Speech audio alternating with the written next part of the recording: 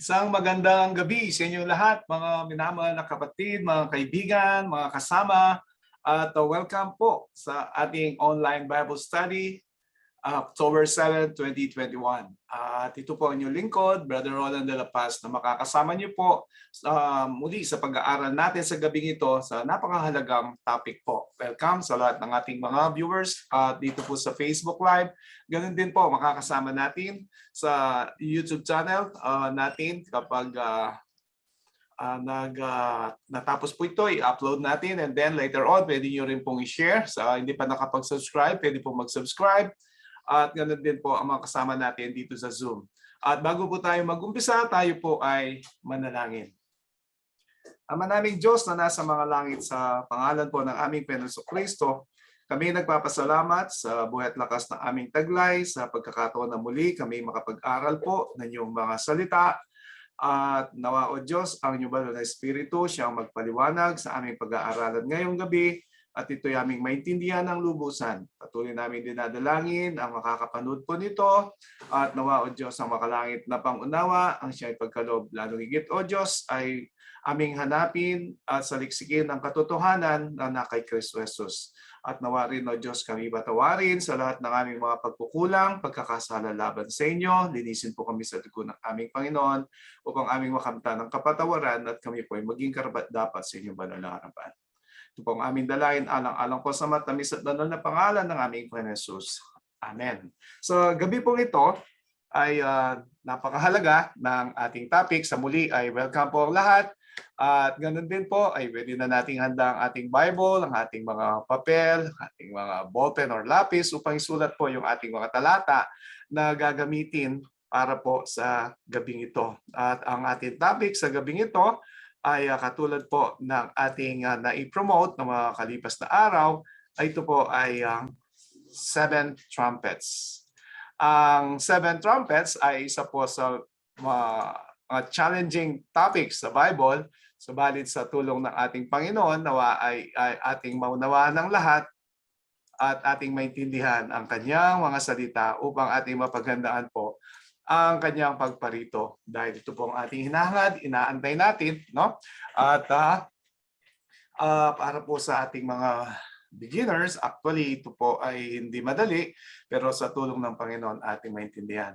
Ang basihan po ng katotohanan ay ang Bible, ang prophecy at ang history. So tayo po ngayon ay mag-aaral ang Bible at ang history. Ano po? At ito nga ay nasa aklat po ng pahayag, which is a fulfillment of the prophecy. So sa mga tweet, Bible, prophecy at history po ang ating pag-aaralan ngayon. Kaya tayo po ay magpapatuloy. Kung meron po kayong mga prayer requests at mga questions pagkatapos po ng ating pag-aaral, ay ating pong pag-usapan at ganun din ipanalangin. At lalong higit ay patuloy po nating hilingin ang gabay ng ating dakilang Diyos. So tayo po ay mag-umpisa ang pitong tinatawag na pakakak o trumpeta, the seven trumpets. Ay ito po ay sa chapter po nito ng Revelation chapter 8, chapter 9 at chapter 11. Tatlong chapters po ang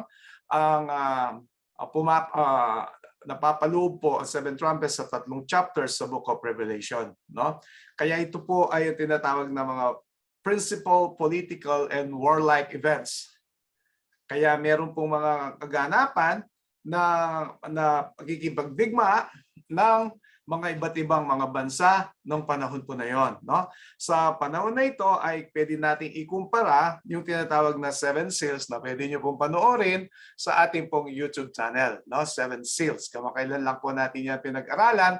Kaya kung ito pong Seven Seals, ang seven churches, ay inyo na pong napanood, napag-aralan, ay more and more maintindihan at makakasunod po tayo dito sa seven trumpets.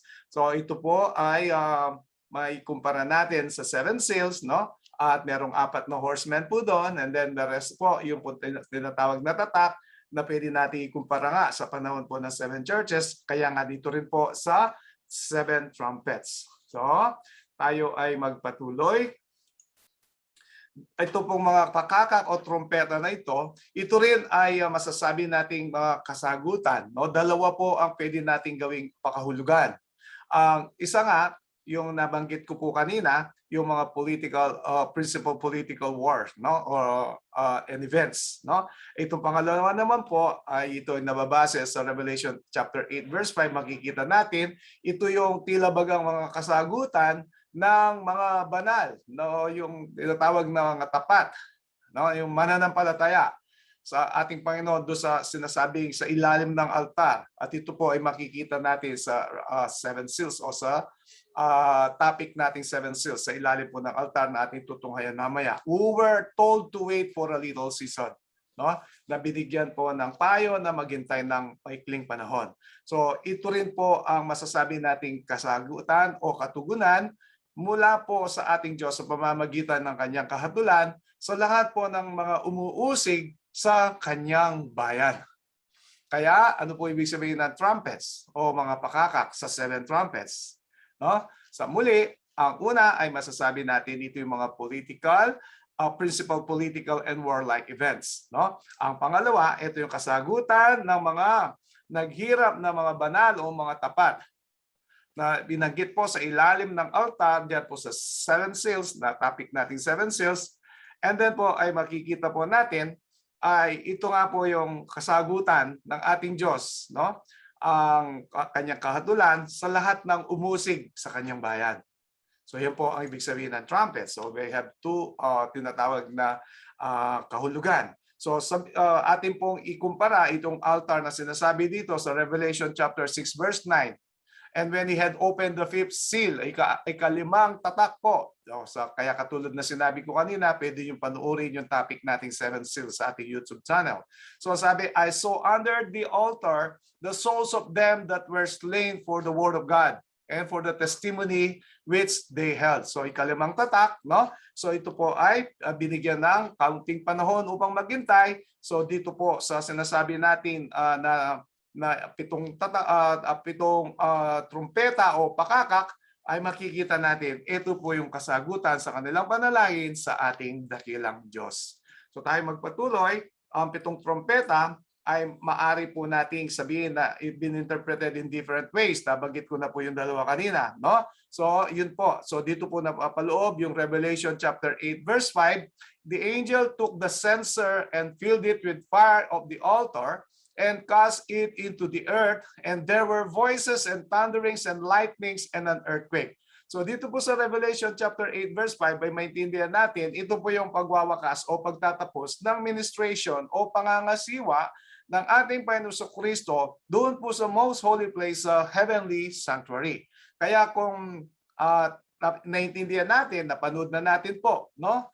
Yung sanctuaryo, maraming mga topics po tayo sa ating presentations o sa YouTube channel, mapapanood niyo po yon tungkol sa 2,300 nights and days, yung pong tinatawag nating the Ark of the Testament in Revelation o yung tinatawag na sanctuaryo, ay maintindihan natin na si Jesus Christ po ay lumipat from the holy place to the most holy place noong 1844. Ito rin yung naging bitter disappointment during the time of William Miller na inisip nila ay ang sanctuaryo ay ito lilinisin ay sa libutan. Subalit sa Revelation chapter 10 verse 11, sabi, prophesy again. Kaya ngayon, ito po ay nagkaroon ng kalinawan sa Advent Movement. Kaya hanggang sa panahon natin ngayon, ito po ay naging maliwanag na para sa mga mananampalataya. So tayo po ay sinasabi ng ating pag-aaral na ito pong Revelation chapter 8 verse 5 na tinutukoy ay ang pagtatapos ng ministration ni Jesus Christ doon sa most holy place,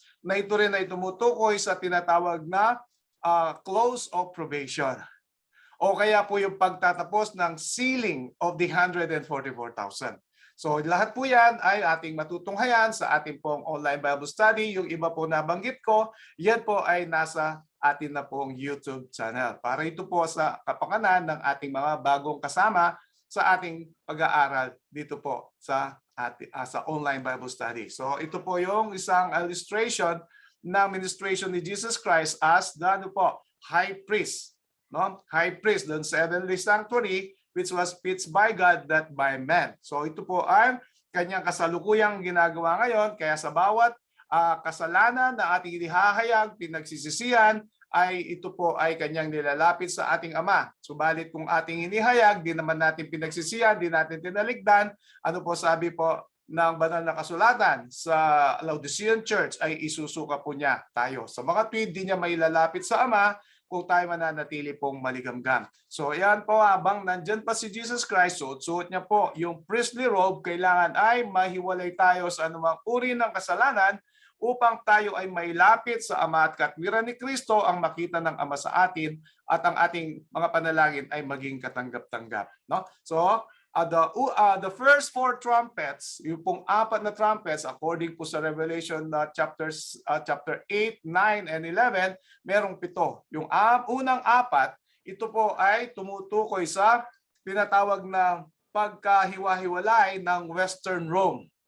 At yung uling 3, ito naman po sa Eastern Rome. So makikita natin yung 10 toes, no? Doon sa Daniel chapter 2, ito po ang Rome. And then ito po inahati sa dalawa, yung Eastern and Western Rome. Ang East sa kanan, ang West sa kaliwa. Ang East, ito po yung Macedonia, ang Turkey, ang Greece, Bulgaria, Romania. Whereas yung namang West po, ito po yung Italy, Spain, Germany, Austria, at marami pang iba.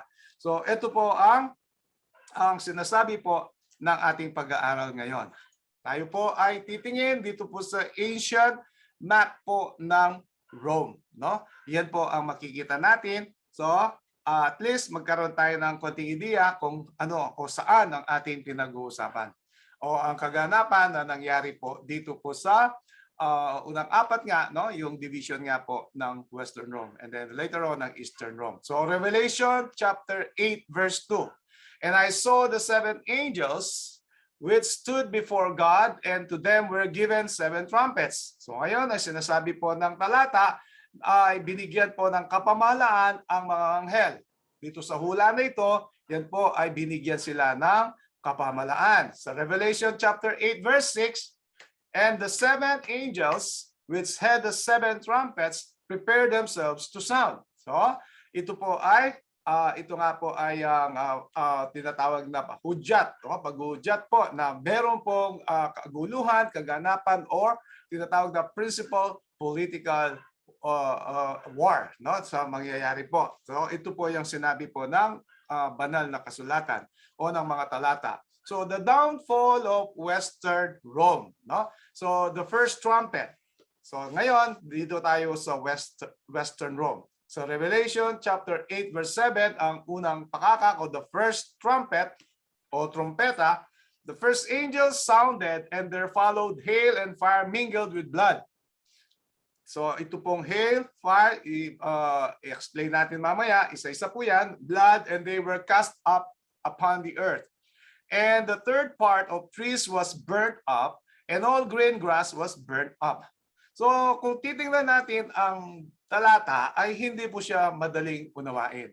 Kaya kailangan po natin ng comparison dyan po sa kasaysayan o sa history upang ating maintindihan kung kailan nangyari po ito.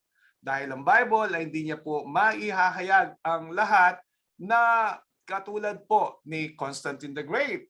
Binanggit niya ang description pero ang pangalan ay wala. Kaya yun po sinasabi ko kanina, ang katotohanan ng basihan, number 1 ay Bible. Pangalawa ay prophecy. Nandito po tayo sa Revelation. O ang Bible, ito po ay karamihan ay sinulat ng mga propeta sa mga tweet dito ay prophecy. And then we have history. So, para maintindihan po natin ito, dadako po tayo sa kasaysayan. Ito po yung tinatawag na invasion from the north by the Goths under Alaric. Kailan nangyari po ito? AD 395 hanggang 410. No? So hail, ito pong hail o yung tinatawag na granizo, the northern origin of the invaders from the shores of the frozen Baltic. So pag sinabi nating merong hail o granizo, ito po ay tumutukoy of course ng malamig na lugar o yung yelo. Kaya yan po. So ang fire na tinutukoy po dito sa talata na ito po yung destruction by flame of city and country. And then yung blood, the terrible slaughter of citizens of the Roman Empire. So titingnan natin ang talata uli ay the first angel sounded and there followed hail. So ano po daw ibig sabihin ng hail? Ito po ay tumutukoy doon sa lugar, no? At the northern origin of the invaders from the shores of the frozen Baltic. So ano naman po yung susunod, no? Yung fire. Ito po yung destruction o kaya ay meron pong kasiraan sa pamamagitan ng apoy o sunog, no?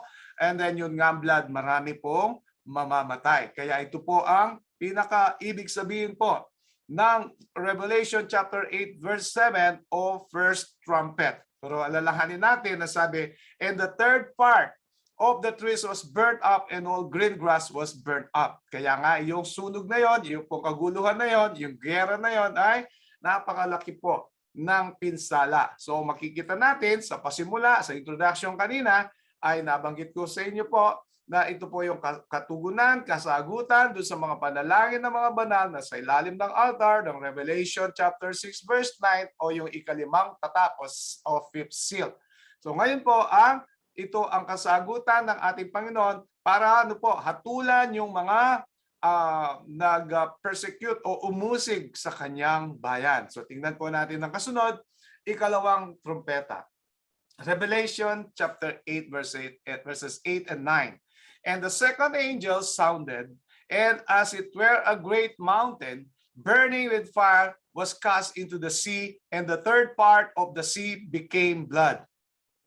And the third part of the creatures which were in the sea and had life died, and the third part of the ships were destroyed. So marami na naman pong mga figures, kaya mga symbols na pwede nating ulit pag-usapan. So ito po yung ikalawang trumpeta, no? So tingnan po natin ano ang pakahulugan. So the terrible invasion of the Vandals under Genseric on the African provinces in Italy. So ito po ay nangyari na 428 to 476 AD. Kaya pwede nyo pong saliksikin din po ang kasaysayan at tiyak po ay makikita nyo po ang mga binabanggit o pinag-aaralan natin. Compared po sa Bible, ang history together with the prophecy. So, burning mountain cast into sea. So makikita po natin dito, ay po a great mountain burning with fire. Ano po? Was cast into the sea. So ano po ibig sabihin? A fierce maritime warfare. O gera po, dyan po sa dagat. Gamit po yung mga vapor, bangka, at ano pa pong mga armamentariums o munitions, no? Kaya yan po ang ibig niya sabihin, merong gera po dyan po sa dagat. So sa dagat ang gera. At tiyak po ay napakahirap nun. A third of the seas became blood, no? A third of the creatures in the sea died. So makikita natin po yan sa verse 9 ng Revelation chapter 8. At sabi po, third part of the creatures were in the sea had life died, and the third part of the ships were destroyed. So mga tweet na merong gera o digmaan sa dagat. Yan nga po ang nangyari. At siyempre, dahil may mga pagsabog dyan, mamamatay din yung mga sea creatures o nilalang ng Diyos sa dagat. A third of the ships were destroyed. Yung ikatlong bahagi po ng lahat ng sumali dito sa gera na ito, in the battle sa isang gabi, in one night, Genseric completely destroyed the Roman fleet of 1,113 ships and over 100,000 men. Ganyan po kadugo, ganyan po grabe ang labanan sa dagat noong panahon po ni Genseric. So yan po, the terrible invasion of the Vandals under Genseric. Yan po ang ikalawang trumpeta o pakakak o the second trumpet. Third trumpet po, so Revelation chapter 8 verses 10 and 11. And the third angel sounded, and there fell a great star from heaven, burning as it were a lamp. No, sabi po dito, and it fell upon the third part of the rivers and upon the fountains of waters. And the name of the altar is called Wormwood. Binanggit po ang salitang wormwood, no? And the third part of the waters became wormwood. And many men died of the waters because they were made bitter. So ito po ay natural, hindi po ito magiging literal dahil nga katulad ng mga unang dalawang pakakak o trumpet ay naging symbolical based on the history, makikita natin, and then magre-reconcile po ang Bible sa history. Ito nga po ang kaganapan na makikita natin. Ito yung sinabi nga sa introduction kanina, ang kahatulan ng ating Diyos sa mga nag-usig sa kanyang bayan. So tayo po ay magpapatuloy at ito'y kasama na rin po, no? sa mga events na kailangan na paghandaan ng bayan ng Diyos during that time. Kaya ito po ay ating pinag-aaralan dahil ito pong tinatawag na seventh trumpet ay sa panahon po natin, no? Kaya tingnan po natin ngayon ang ibig sabihin ng ikatlong pakakak o trumpeta. So ito naman ay the invasion of Western Rome by the hands under po ni Attila, under Attila, AD 451. So makikita natin yung great star fell from heaven, ito po si Attila. Kaya kung titingnan po natin, iyan po ay nasa Revelation chapter 8 verse 10. And there fell a great star from heaven. Siya nga po yun, Attila. Like a blazing meteor, suddenly attacked the empire. Kung nakikita po tayo ng meteor, talagang napakabilis po niya, kaya tinawag na blazing meteor. Ano man ang tamaan po niya, na tiyak na mapipinsala at maaring masunog at mawala. No? So sabi po dito, he arrayed himself in a peculiarly brilliant manner that dazzled the eyes of his beholders. He regarded himself as devoted to Mars, the god of war. So ito po ang tinatawag po na Attila, si Attila, no? At siya po, ito po ang binabanggit po na great star that fell from heaven dito po sa third trumpet sa Revelation chapter 8 verse 10. So yan po ang third trumpet. So tayo po ay magpapatuloy. A third of the rivers and fountains of waters. So the invasion of the region of the Alps and portions of the empire where the rivers flowed down into Italy. Kaya yan po ang a third of the rivers and fountains of waters. No? The name of the star is wormwood. So ito po binanggit po ng Bible. So ito pong wormwood, ito po ay bitterness of Attila's total extirpation and erasure policy. Kaya nga kanina parang meteor, lahat ng dadaanan ng meteor o kaya po ay magkaroon ng contact sa kanya ay tiyak po mapipinsala. Kaya itong extirpation and erasure policy ni Attila ay nalintulan sa meteor. At ito naman din po ang sinasabi pong simbolo din ng wormwood. No? He was called the scourge of God and boasted that grass never grew on the spot where his horse had trod. So ibig sabihin, lahat ng dadaanan niya ay mamamatay kapag hindi niya ito kasangga o hindi niya kaibigan, tiyak mamamatay. Maging ang damo po na dadaanan niya mamamatay. So ibig sabihin, masyadong powerful, maraming mga kabayo, maraming pong tinatawag na mga armas na dala-dala, kaya pag dinaanan, kaya sigurado po ay tiyak mapipinsala. Kaya nga ang tinatawag na description o pagpapakilala kanina, isa po siyang meteor, no? Kaya ang sabi po kanina, as a great star from heaven, burning as it were a lamp. No? Yan po. So yan po si Attila. Ganyan po siya kabagsik, terrible, no? Ang mga kaganapan sa panahon na yon. No? So tayo po ay magpapatuloy sa fourth trumpet, ika-apat po na trumpeta. So Revelation chapter 8 verse 12. And the fourth angel sounded and the third part of the sun was smitten. No? Ang ika-apat, ang tinutukoy ay ikatlong bahagi daw po ng araw. Pwede bang mangyari yon? So makikita natin maunawaan, dito po yung simbolo. And the third part of the moon and the third part of the stars. So as the third part of them was darkened, and the day shone not for the third part of it, and the night likewise. At kung ito po yung literal, ay hindi na natin makikita ang araw ngayon na buo. Kung ito po yung literal din, ay hindi na natin makikita ang buwan na ito po ay buo. O dahil sinabi, and the third part of the sun was smitten, and the third part of the moon, the third part of the stars. No? So sa mga tweet, pag-usapan po natin kung ano ang kahulugan nito sang-ayon po sa kasaysayan. The fall of Western Rome in AD 476. So kung ito po ay ating ikukumpara, no? Doon po sa kasaysayan ng tinatawag na mga hayop sa Revelation o Daniel chapter 7, ay ito nga po yung Rome, no? Matatapos na ang kanyang tinatawag na kapangyarihan. So Western Rome at the hands of Odoacer, the chief of the Heruli.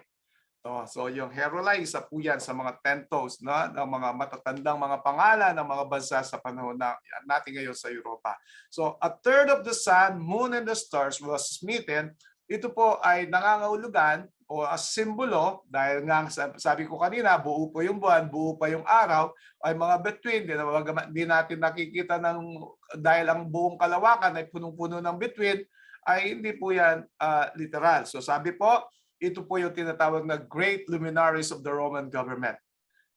Ito po yung mga emperors o senators o mga consuls. No? So sa mga tweed, the third of the sun, moon, and stars, ito po yung mga nangunguna sa Roman government. No? Emperors, senators, and consuls. Sila po daw ay, ang sabi dito, and the third part of the sun was smitten. Yan po, sila ay na-smitten o kaya na-overcome. Sila po ay nagapi. No? At tingnan po natin ang kasunod. So ito po ay sa panahon po ni Odoacer. Kaya napakaraming mga kaganapan na maaari nating tunghayan sa kasaysayan at kung paano ay pinagtanggol o tinatawag na pinagiganti ng ating Panginoon ang pag-aapi sa mga banal o ang katuparan mismo ng hula. Although later on in the history of the earth's histories and makikita natin ang pagtatapos ng kasaysayan na ito kung ano po yung talagang tunay na paghihiganti o yung tinatawag na paghatol ng Diyos sa lahat po ng mga masasama. So patuloy po tayo. Revelation chapter 8 verse 13. And I beheld and heard an angel flying through the midst of heaven, saying with a loud voice, Woe, woe, woe to the inhabitants of the earth by reason of the other voices of the trumpet of the three angels which are yet to sound. So, merong binanggit na woe, woe, woe, tatlong woes, no?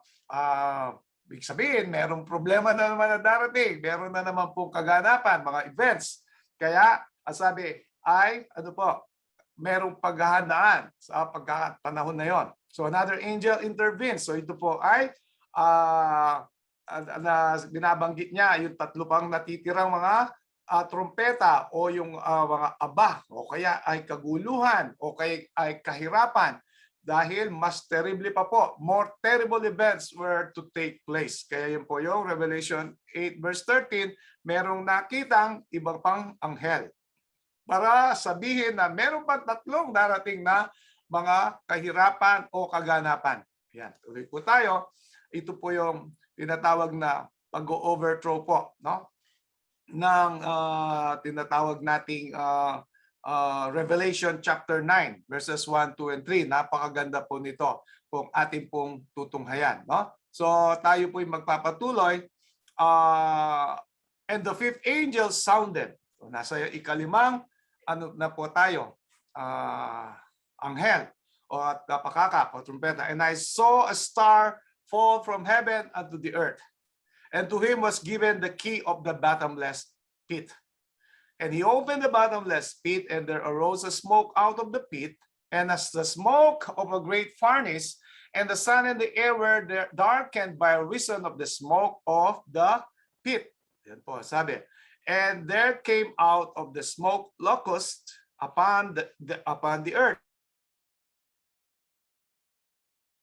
And unto them was given power as the scorpions of the earth have power. So kung atin pong makikita po dito, yung pag-overthrow po ng mga Romans nga, no? At ito po ay ibang klase po itong trompeta na ito o kaganapan, makikita po natin itong mga simbolo ay napakahalaga. At kung ating pagmamasdan, meron pong binanggit po dito, I saw a star fall from heaven. Ano po? So sa mga tweed, meron na naman tayong mga simbolo na pag-uusapan po ngayon. Yung bottomless pit at yung tinatawag na mga nausok, yung mga locust. Ano po ang ibig sabihin ng mga ito? So tayo po ay magpapatuloy, no? Mga kapatid.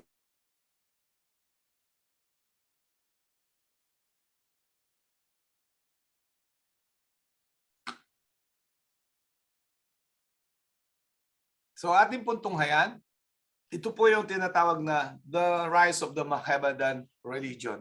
Ito pong tinatawag na star po na ito na nanggaling po, no, sa langit, and I saw a star fall from heaven up unto the earth. Siya po si Muhammad, no? Muhammad o Mahomet, the prophet of Mecca. Ito po yung propeta ng ng Islamic religion, no? And then bottomless pit, ito po yung desolate waste of Asia, no? And then nasabi po smoke, ito pong smoke na ito ay tumutukoy po sa dark delusive doctrines of Islam which swept the earth. Kaya pag merong usok ay malabo, mahirap pong tumingin. Kaya kung ating pag-usapan, ang ibig sabihin, ito po yung malabo na mga turo, no, ng Islam na ito naman din po ay napalaganap din sa iba't ibang dako po ng ating mundo o ng daigdig. Ang locus, ito po ay isang simbolo ng mga taong ito. With no central government like locus, swarms of Saracens. So ano po? Saracens. Ang sabi po, stirred up to plunder and violence by motives of interest and religion. No? Political at religion po. No? Kaya politico-religious ang usapan po dito. Sa Proverbs chapter 30 verse 27, tingnan po natin kung ano ibig sabihin, ano tinutukoy ng locus o ng balak. The locusts have no king, yet go they forth all of them by bands. Wala daw silang hari, pero sila ay sama-sama, no?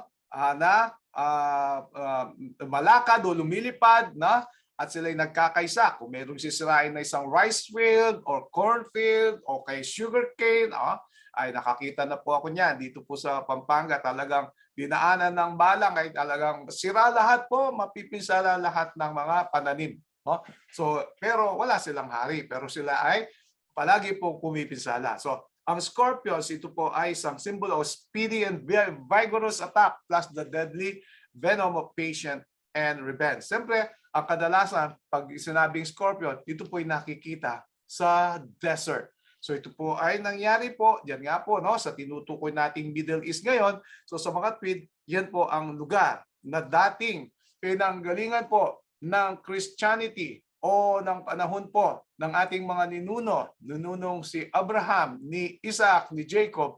Ito ngayon po ay sinalakay din ay isang katuparan ng tinatawag na hula ng Bible sa Revelation chapter 9, no?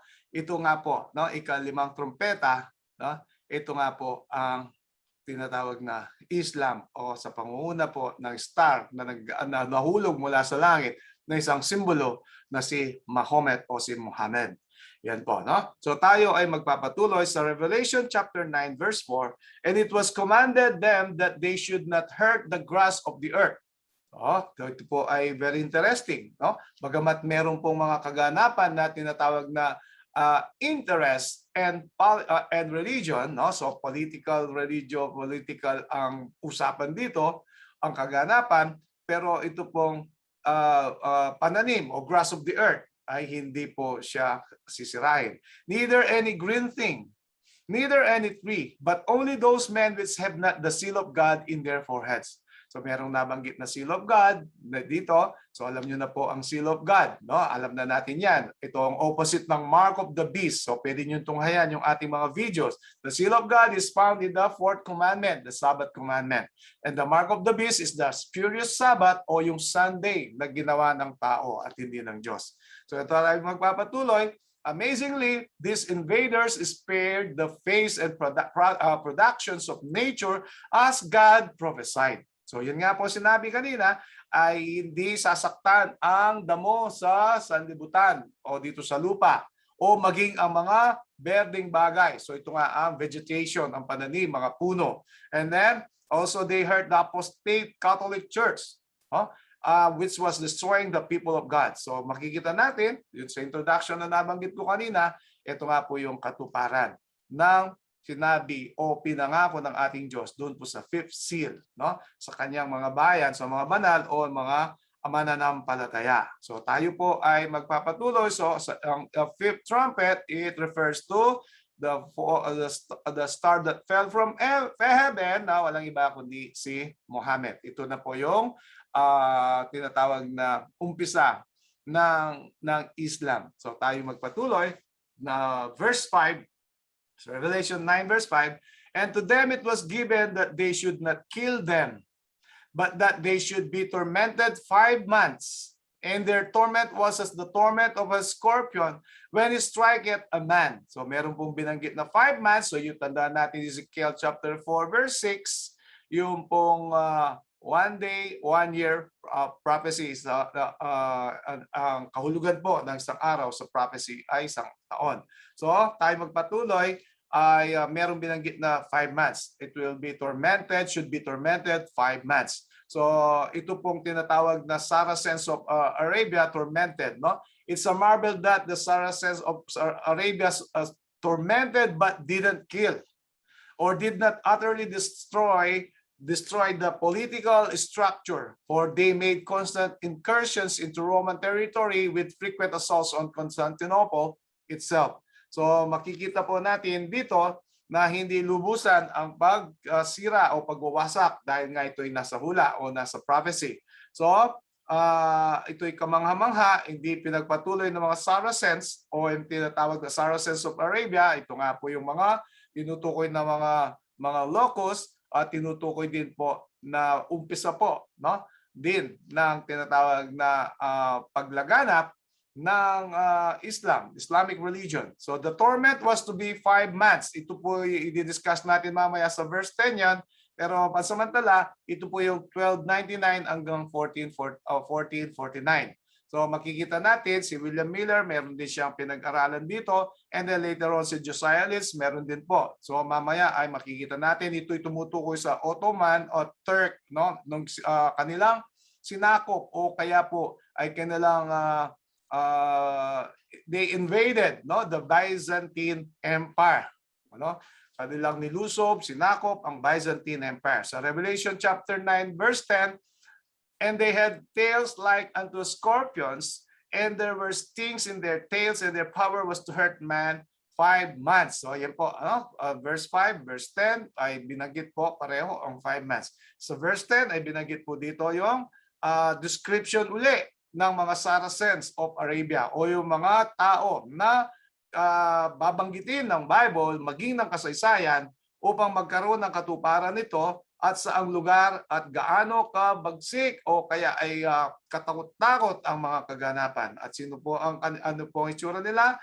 They had tails like unto scorpions o lakdan. Meron daw silang mga buntot na katulad ng mga lakdan, and meron daw pong and there were stings in their tails. So meron pong mga pag tinamaan ka nga naman ng buntot ng alakdan ay ikaw rin ay masasaktan.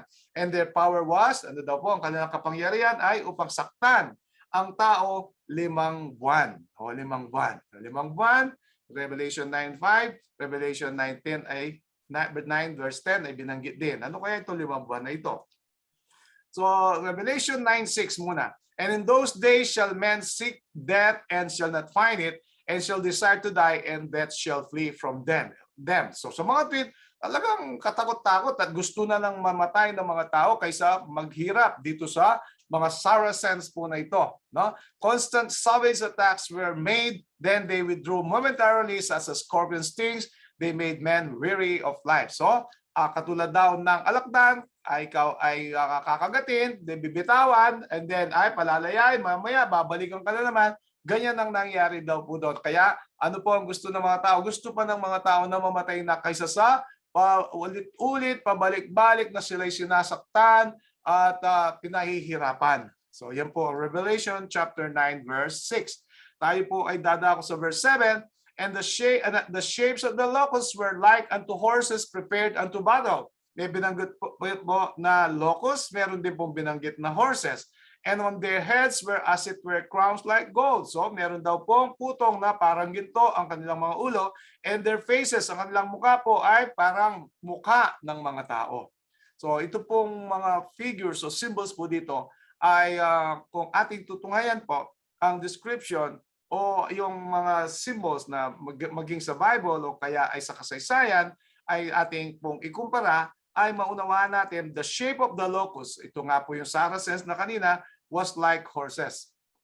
Ano po yung mga horses? The Arabian horse is one of the finest in the world. Kaya kung manonood po tayo ng mga pelikula ng Arabian, makikita natin madalas may mga kabayo na involved po dyan. Dahil nga nasa desert, madalang po ang mga ginagamit na mga four wheels dahil nga during that time ay wala pa pong concrete roads, unlike today, marami na po. So makikita natin palaging kabayo. Pero yung tinatawag na Arabian horse, sabi po, is one of the finest in the world. So the skill of horsemanship is the art and science of Arabia. Diyan po magagaling sila ang mga Arabians, ang mga Saracens, diyan po sa kabayo at paano sila makikipagdigmaan, nasakay-sakay po nila ang mga kabayo. Kaya yan po yung kanilang karunungan, yan po ang kanilang tinatawag na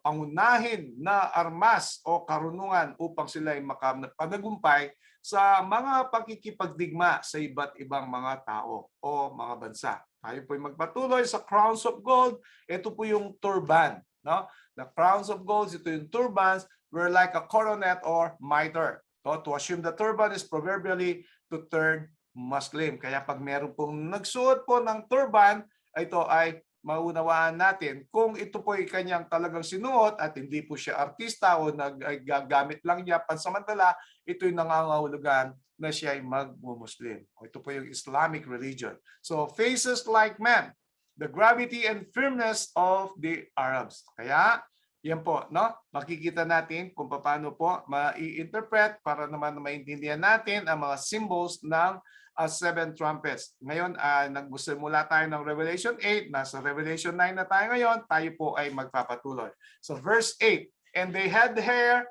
as the hair of women, mahabang buhok, and their teeth were as the teeth of lions.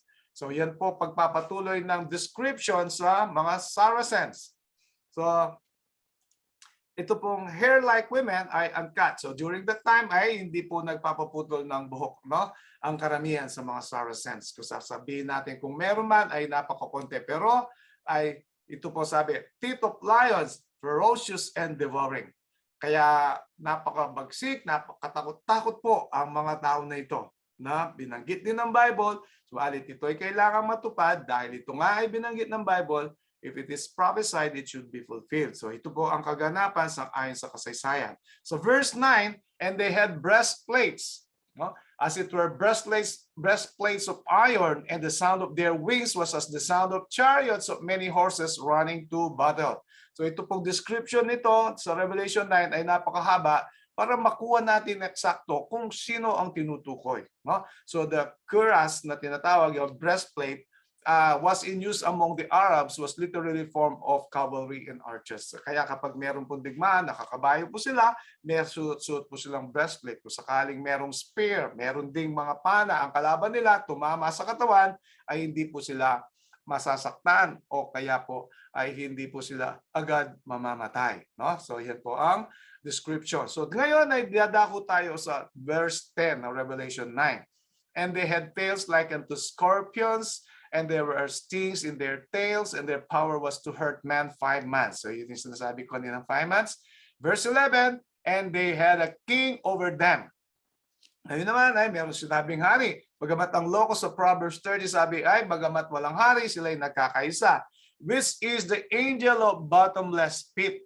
So, ibig sabihin, sa simbolo na naman, whose name in the Hebrew tongue is Abaddon. May binanggit na pangalan sa Hebrew daw, Abaddon.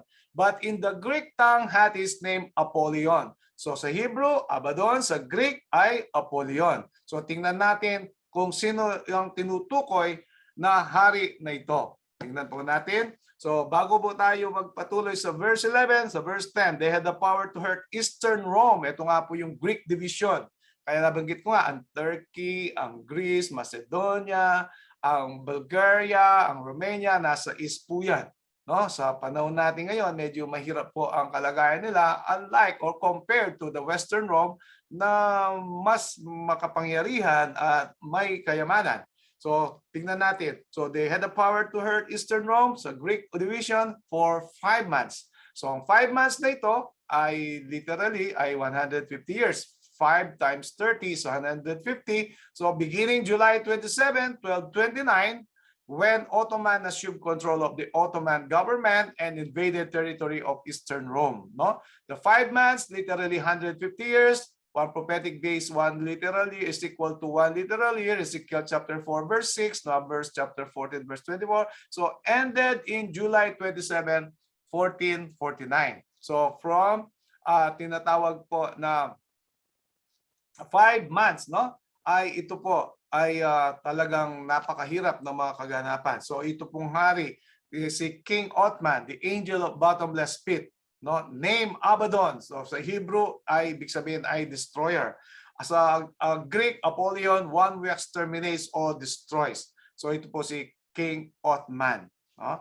Kaya ay ito po ang ibig sabihin po ng Revelation chapter 9 verses 10 and 11. O, tayo po yung magpatuloy, the sixth trumpet. So ang fifth trumpet ay tumutukoy po sa Saracen. Tumutukoy din po sa umpisa ng Islamic religion. Ang star that fell from heaven ay si Muhammad. And then yung mga ganapan ng mga pangyayari, pakikipagdigma. Yung itsura ay binanggit po kung sino sila at kung ano sila, gaano sila kagaling sa kabayo, sa archery, sa pagkikipagdigma. So lahat po yan ay binanggit. So dito tayo sa sixth trumpet. Revelation 9 verses 13, 14, 15.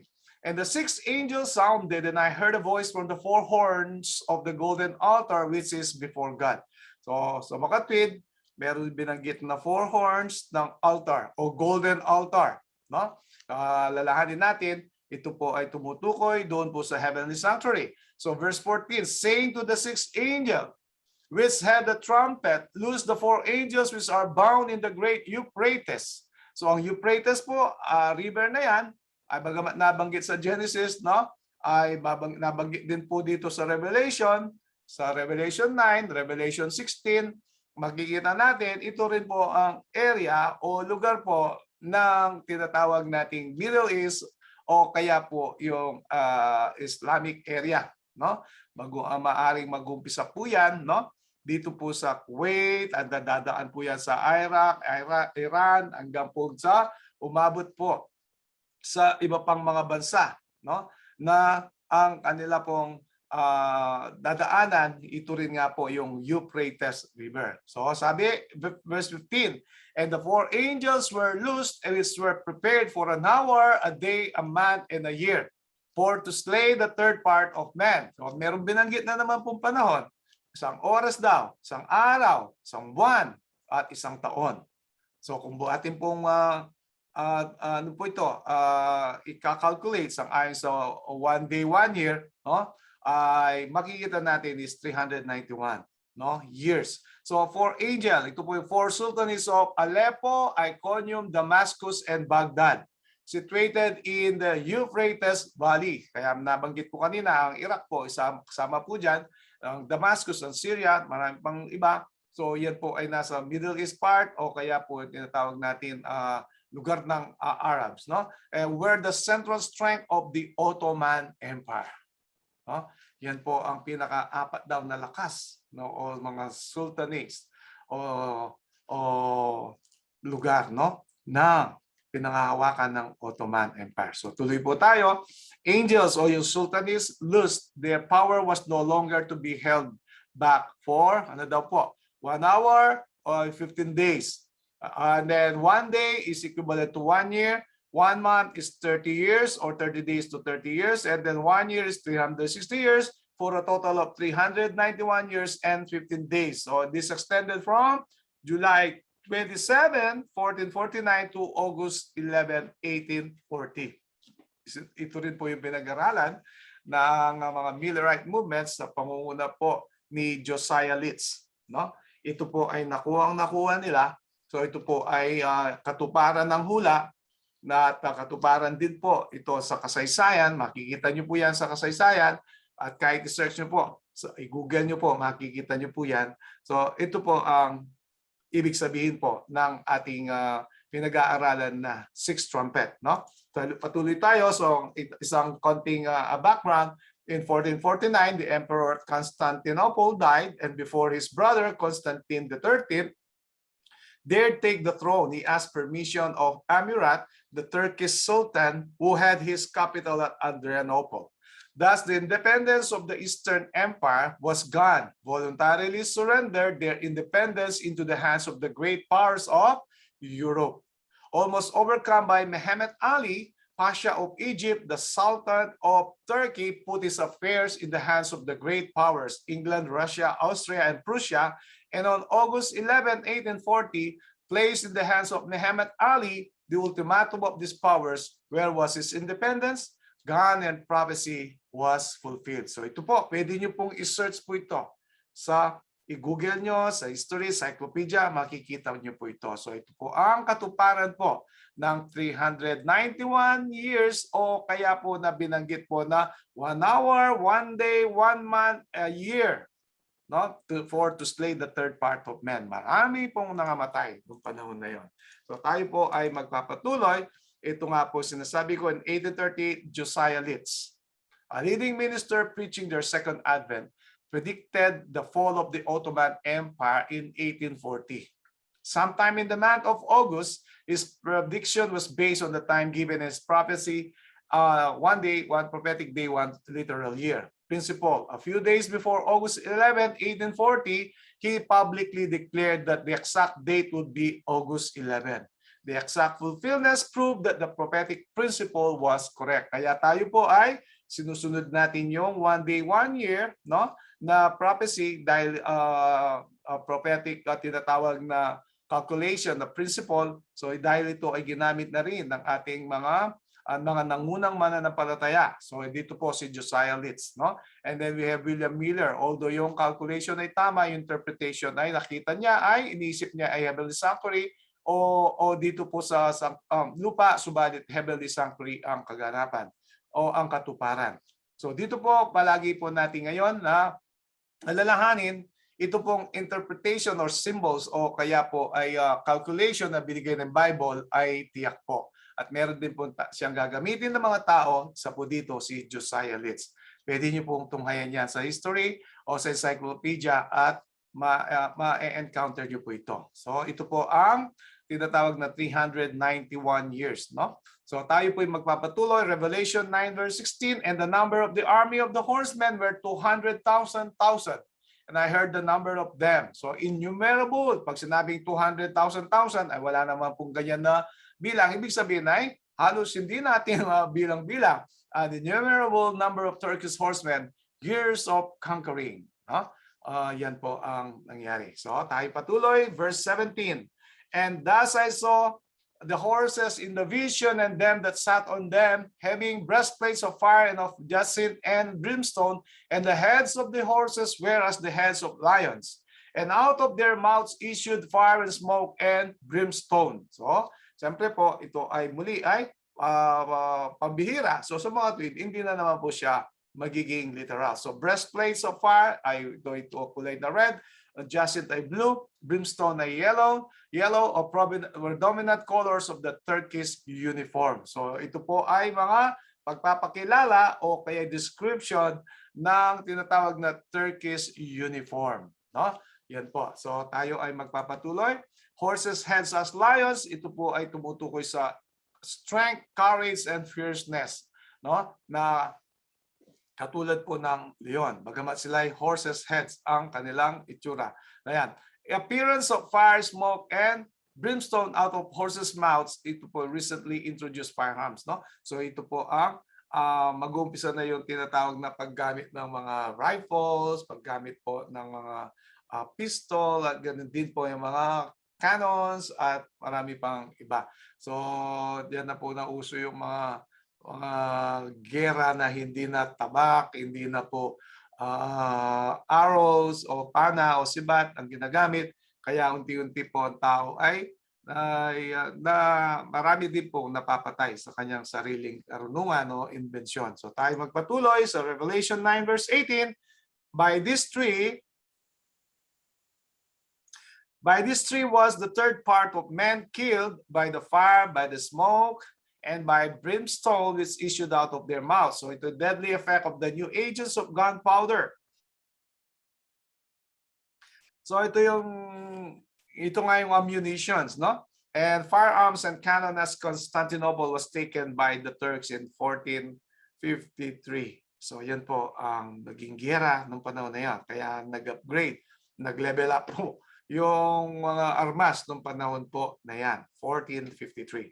So Revelation 9 verse 19, for their power is in their mouth and in their tails, for their tails were like unto serpents, heads, and with them they do hurt. So dito pong appearance of power in horses' mouths, ito po yung smoke and fire of gunpowder. No? So yan po ang description po ng Bible tungkol po dito sa mga ammunitions po na ito. And power in the tails, ito po yung tinatawag, the horse's tail is a well-known symbol of Turkish authority. Ayan.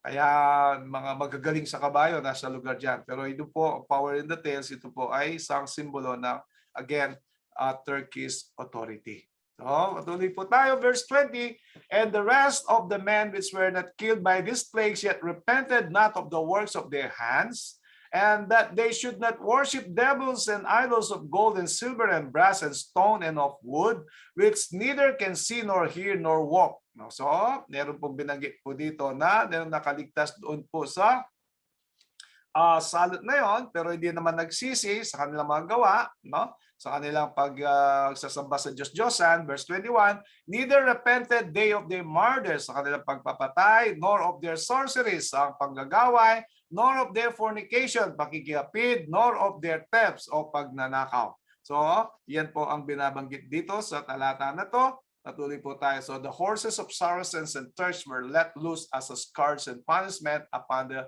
apostate Christian world. So ito po yung sinasabi na hindi nagsisi. Apostate Christian world. Men suffered the punishment but learned no lesson from it. So pwede nyo tunghayan yan sa kasaysayan, pero yan nga po ang nangyari. Sang-ayon po sa hula at ang katuparan sa hula mula sa banal na kasulatan. No? So tayo magpatuloy sa 7th trumpet. Ito na po yung huli. The Revelation chapter 11, 14, and 15. So from Revelation 8, Revelation 9, dadako tayo sa Revelation 11. Revelation 10, dito po yung little book na pinag-aralan na natin. So 11, 14, and 15 tayo ngayon. The second woe is past, and behold, the third woe cometh quickly. So meron tatlo, sabi kanina, ang dalawa, lumampas na, ang pangatlo, eto na po. And the seventh angel sounded, and there were great voices in heaven. Dakilang tinig mula sa langit, saying, the kingdoms of this world are become like the kingdoms of our Lord. And is Christ, and he shall reign forever and ever. So, madali nating maunawaan itong tinatawag na mga talata na ito, pero patunghayan po natin. And the second woe ended with the fall of Turkey, August 11, 1840. So the third woe was to come quickly. So natapos po yung second woe ng 1840 or August 11, 1840 to be exact. And then susunod po ng mabilis ang ikatlo. It did as it began to sound in the world, shaking judgment, our message of 1844. So ito po yung isa pang panahon na palagi niyong naririnig sa ating pag-aaral. The termination of 2,300 nights and days na 1844, from 457, matatapos po yan ng 1844. Ano pa pong nangyari po dyan? Yung first and second angel's message. 1843 ang first angel's message. Ito nga ay tumutukoy sa paghahayag o pagpipreach, pagproclaim po ni William Miller. And then ito po yung tinatawag na unang mensahe na sinugong ang hell, fear God, no? And give glory to Him, for the hour of His judgment is come, and worship Him who created the heavens, the earth, the sea, and all them. At ito pong ikalawang o yung second angel's message ay sabi po ay Babylon is fallen. So meron na po tayong mga topics po dyan sa three angels message, first, second, and third. Hiwa-hiwalay po mga topics yan sa ating pong unang bahagi ng ating programa. Pwede nyo tunghayin yan sa ating pong YouTube channel. So ito pong third woe, no? Ito po ang tinatawag na world-shaking judgment hour message noong 1844. So ito nga po yung iniisip o calculation ng William Miller na lilinisin na nga ang sanktuaryo, ang inisip niya itong mundo at darating na. Pero marami pong na-convert during that time. Kaya sinabi po siyang, tinawag po siyang kabahagi sa seventh trumpet. So sa Revelation chapter 11 verse 18, and the nations were angry, and thy wrath is come, and the time of the dead, that they should be judged, and that thou shouldest give reward unto thy servants the prophets, and to the saints and them that fear thy name, small and great, and showed us shouldest thus destroy them which destroy the earth. So ito na po ang huling babala para sa atin na kailangan nating tunghayan dahil sinabi po ito ng Bible. So nations have been angry ever since. So sa mga tweet ay meron pong palaging gera during that time of the year, yun po tinatawag na 1848, and the wars have increased hanggang sa panahon natin ngayon. Kahit na nandiyan na tayo sa civilized world, meron pa pong mga gera katulad nangyari sa Afghanistan and other parts of the world. No? Time wrath is come. Ito na po yung 7 last plagues in the near future po. Pagkatapos po ng tinatawag na pangangasiwa ni Jesus Christ dun sa most holy place, pag binitawan niya po yung censer, pinalitan niya yung priestly robe, ay susuot niya yung kingly robe, ay tapos na ang lahat, hindi na pwedeng magbago yung desisyon. Kaya ang kasunod nun ay 7 huling salot. And time for the dead to be judged. Ito yung the wicked will be judged by the saints during the 1,000 years or millennium na Revelation 20 na ito mababasa sa 1 Corinthians chapter 6 verse 2 at Revelation chapter 20 verse 4. Kaya nga ito tinawag din na woe para sa mga tinatawag na unbelievers or wicked na hindi po nagsisi sa kanilang kasalanan. At ito po ay tinatawag na kabahagi ng ikapitong trumpeta. Reward prophets and saints. Ano po yung gantimpala? Sila po ay susunduin ng ating Panginoon at sila ay magmi-minister for 1,000 years with Jesus Christ. No? Sa Matthew chapter 16 verse 27, 1 Thessalonians chapter 4 verses 16 and 17, pwede nyo isulat yan, pwede nyo po i-review, and will be given their final reward. Ano po yun? Inheritance of the new earth at the end of the 1,000 years. Ito po yung Matthew 25:34, and then yung Revelation chapter 21. Ayan po. So yan po ang 7th trumpet na papaloob po lahat po yan. So the wicked destroyed, ito po yung destruction by fire from heaven. At the end of the 1,000 years na tinatawag po nating impyerno, the earth becomes a lake of fire. So yung impyerno, walang impyerno ngayon dahil ito po ay sa hinaharap after 1,000 years. No? Ng tinatawag nating Revelation 20. So, wicked will be destroyed. So, yan nga po, walk, talagang walk, kababa. No? Kaya, kailangan tayo manumbalik na, mga kapatid. So, then, Revelation 11:19, and the temple of God was open in heaven. So, mga tweet, ay, ito itiyak, merong heavenly sanctuary. So, nagbukas daw po yun, and there was in his temple the ark of his testament. Sa mga tweet, nasa most holy place. Ano nasa Ark of the Testament? Hebrews chapter 9. Ano po? Ay meron po golden pot of manna that had manna, yung po rod of Aaron that budded, and the 2 tablets of stone na tinuturing nating present truth na ito po ngayon ang kailangan nating unawain, pag-aralan sa kabuhayan. Dahil ito po ay nakita sa langit. And there were lightnings and voices and thunderings and an earthquake and great hail. So yan po ang sinasabi. And then since 1844, the second apartment of the temple of the heaven has been opened. Ito yung sinabi natin kanina. And then na po sa Ark of His Testament, yung 10 Commandments, kaya nagkaroon na liwanag uli sa Sabbath Commandment. Whereas in the time of the Thyatira Church po, ng Revelation chapter 2 and 7 churches, ay yung Dark Ages, ay nawala po yung liwanag tungkol sa Sabbath. Although in the beginning, kay Adan, kay Eva, sa mga patriarka, ay yan po ay maliwanag. During the time of Jesus Christ and Paul, ang mga apostles, sina John, ay Sabbath keepers po lahat. Pero sa Dark Ages, nung pinalitan po yan ni Constantine, and then yan po ay ginamit din ng Roman Catholic Church, ng papacy, ay nawala po ang liwanag na yan. Subalit, noong 1844, bumalik po yan. At ngayon, nakilala natin uli ang Sabbath Commandment. As it was shown or it was revealed in the book of Revelation or in the Bible. So the bridge in this law, the Sabbath, is to be repaired as man can see now clearly. Sa Isaiah chapter 58, 12, 13, 14. Repairer of the bridge, the restorer of the paths to dwell in. Ang tawag po sa huling bayan ng Diyos. Kaya itinatayo natin uli ang kautusan, bagamat ng kautusan na hindi makakaligtas, si Jesus Christ lang. Pero pagsalangsang sa kautusan, ito ay kasalanan. Walang kasalanan na makakapasok sa langit. Huwag tayo lumabag sa kautusan ng isa, nilabag natin ang lahat.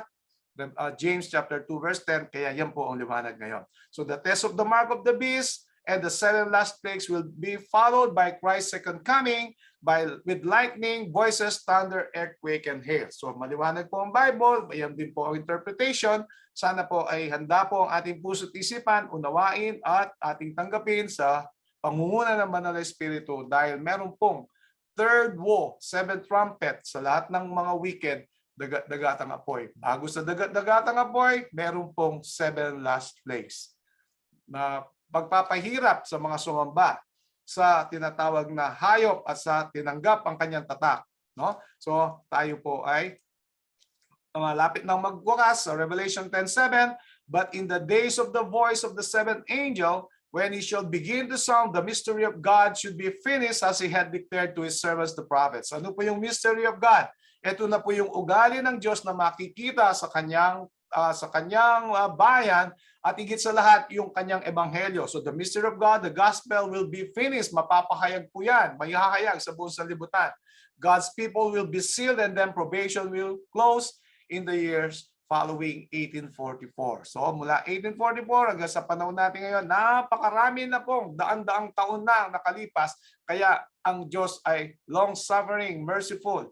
At inaantay niya po tayo na tayo ay maging handa na upang siya ay dumating na. Tapusin na po natin ang gawain, ang kampanin sa kabila ng mga restrictions ng pandemic, and yet we have the technology to use as a part of proclaiming the present truth at ang gospel. So, dito po nagwawakas ang ating pag-aaral. Nawa ay ating naintindihan at kung may mga katanungan, ay sulat nyo lang po sa ating chat box at ganoon din po sa ating comment box sa ating pong Facebook live, no? Mga viewers natin dyan. So, bago po yan, tayo po ay sama-samang aawit at upang sa ganun po ay atin din na mapurihan ang ating Panginoon at bigyan po natin siya ng kadakilaan at ang nawa ang kanyang patuloy na pag-iingat ay ating pong maranasan. At tunay nga na nalalapit niya ang kanyang pagparito at nawa po ay handa niya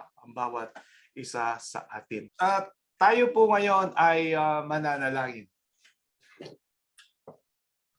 Ama naming Diyos na nasa mga langit, sa pangalan po ng aming Panginoon Kristo, kami nagpapasalamat sa panahon na pinagkaloob niyo sa amin upang aming pag-aralan ang 7 trumpets sa mga topiko na challenging, subalit sa pamamagitan po ng Banal na Espiritu ay ipinaunawa niyo po sa amin. Tulungan niyo po ang aming mga viewers, mga participants, na patuloy niyo pong paliwanagan sa katotohanan, lalong higit, O Diyos, yung hindi pa po tumanggap ng Santo Bautismo at kanila nawang maintindihan ng lubusan. At dinadalangin po namin ang lahat nandito ngayon sa Zoom, ganun din sa Facebook Live, at ganun din ang lahat na makakapanood po nito sa mga darating na oras sa aming YouTube channel. At nawa, O Diyos, ang aming pagnanais na kayo'y makasama sa buhay na walang hanggan, ito'y patuloy po na uminit at aming talikdan ng lahat ng uri ng kasamaan ng kasalanan upang kami po ay mapatawad ninyo at aming tanggapin po ang inyong mga pangako na sa inyong hinirang ay magmamana ng buhay na walang hanggan. Makasama po kayo ng 1,000 taon sa langit at ganoon din, O Diyos, sa pagbalik po dito sa sanlibutan ay inyo pong lilinisin sa pamamagitan ng apoy at gagawin niyo pong bagong lupa. Magkakaroon ng bagong langit dahil ang lahat ng mga bagay ay lumipas na. At nawa, O Diyos, ang aming dalangin ay inyo pong tanggapin at patuloy naming hinihiling ang patuloy niyong pag-iingat, ang patnubay, lalo higit sa panahon ng pandemya, ng panahon ng kahirapan, ipagkaloob niyo sa amin ang aming mga pangangailangan, ang kalusugan upang patuloy po kami makapaglingkod sa inyo. At ganoon din, O Diyos, patuloy naming dinadalangin si Kuya Leds de la Paz sa kanyang karamdaman. At ganoon din, dinadalangin namin ng San Guillermo Church members at ang kanilang tinatayong iglesia nawa ito po ay matapos na. At ganoon din po ang mga candidates for baptism dyan po sa Guimaras. Ingatan niyo po sila mula sa kaaway, ang Biaco family. At ganoon din, O Diyos, ang mga dumadanas ng mga family problems at ganoon din ng individual problems po o mga trials na aming nararanasan sa araw-araw sa panahon po nito na ito. At dinadalain po namin lahat ng mga namatayan at aliwin niyo po sila sa inyong mga pangako, ang Mangoba family, ang San Diego at ang Legazpi family. Tulungan niyo po sila, O Diyos, at nawa ay patuloy po lumakas ang kanilang pananampalataya. Pagpalain niyo po ang programang ito, ang Timog Church Online Services, at ganoon din po, O Diyos, ang mga lahat ng makakapanood nito, naway sila po ay pagpalain din at maranasan din nila po ang Diyos ang pagginawaan na nagmumula sa inyo. Patawarin kami sa lahat na aming mga pagkukulang laban sa inyo. Itong aming dalahin sa banal na pangalan ng aming Panginoon Jesus. Amen. Maraming salamat po mga kapatid, mga kaibigan, mga kasama, at ako po ay magpapaalam na. At muli tayo magkikita sa susunod na Tuesday and Thursdays po ang ating schedule, at lahat mga topics natin nandyan po sa YouTube channel. Pwede nyo po itong i-share, pwede po nyo itong panoorin sa ayon po sa pangangailangan ng inyong mga kakilala. At ako nagpapaalam na sa muli, Brother Roland de la Paz po, ang inyong lingkod, na nagsasabi po, stay safe and God bless. Hanggang sa susunod po nating pag-aaral.